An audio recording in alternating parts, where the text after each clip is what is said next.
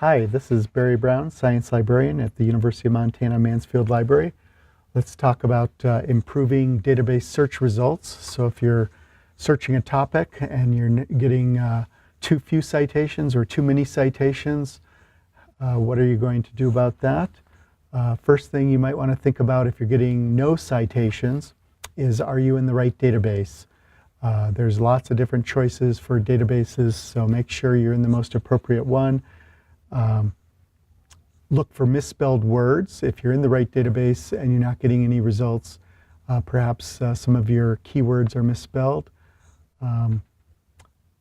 Look and see if some of your keywords are too specific. You might want to search broader terms.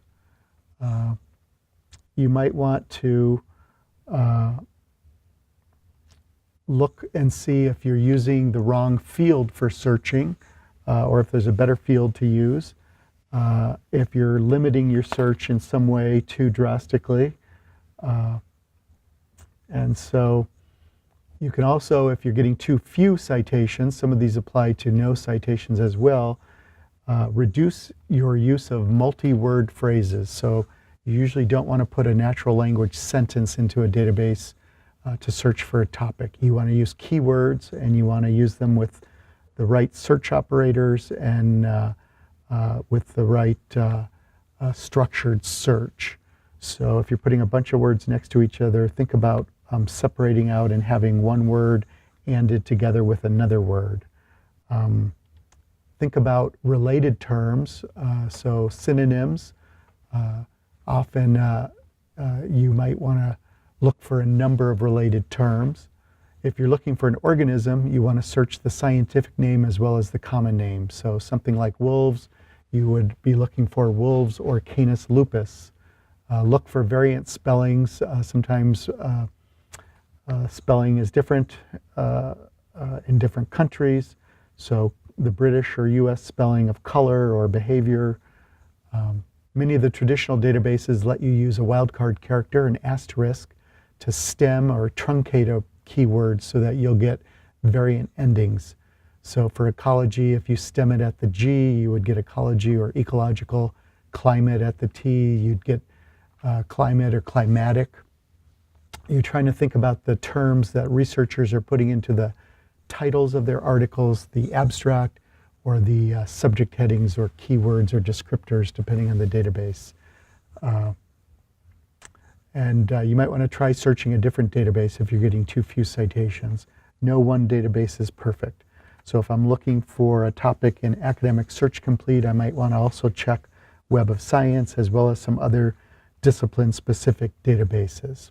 If I'm getting too many citations, perhaps I want to decrease the number of ORed together synonyms or related terms.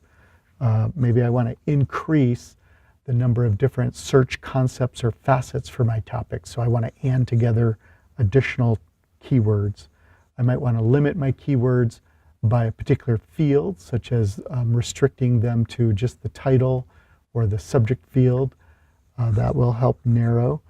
I often can limit by a variety of limiters, such as peer review or time period, etc. So let's go into a database and see how this works. So if I'm looking for a topic such as why are frog populations disappearing, then I'm going to take my topic and put it into keywords into the database. So if I started out with frog populations disappearing, and I send the search with those words, I only get one result. And so the first thing I could try is not having all my words next to each other. So frog on one line, populations on another line of the search, and then disappearing on another line. Looks like I'm wrestling with the spell check here. Okay. There we go. So each of my terms is on a different line. So right away, using the same keywords, I get more results. So now I get 7 results. The next thing I could look at is, are there related terms to these keywords?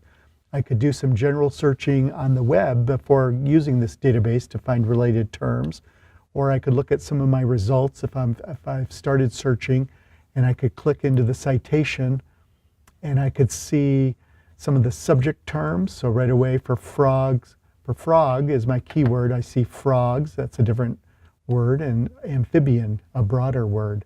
So right away I'm getting some other terms. For disappearing, I also see decline as a related term. So right away I can add those related terms. I can also use some search operators and those wildcard characters. So if I use the asterisk, I'll get frog or frogs with that, and then I'll OR it together with amphibia and stem that. So now I'm going to get frog or frogs or amphibia, amphibian, amphibians.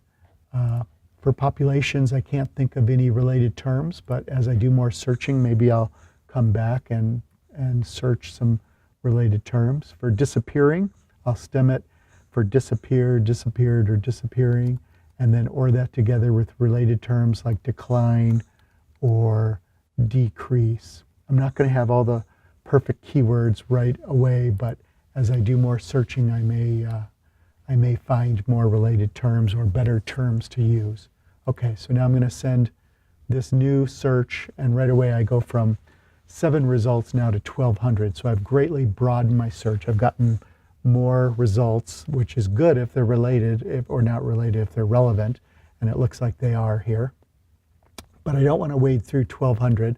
I could go through a few pages of the most relevant, and then I could resort by date, or I could do some more narrowing of my topics. So I could use, instead of looking through all the fields, I could look for just a title or subject term. So I'll use subject term for frog or amphibia, and then I'll do the same for disappear. I'll use that as a subject term. I'll leave populations alone, and so now I have results that have frog or amphibian as a subject term, disappear, decline, or decrease as a subject term, and populations also in them. So I've only got 228 results. I've successfully narrowed my results, and it looks like they're still very relevant, so that's good. I could further limit by restricting to peer-reviewed articles, and then I could limit by date if I wanted, but right now I think this was pretty good with the 200. And so hopefully you'll have some techniques now for improving your database search results.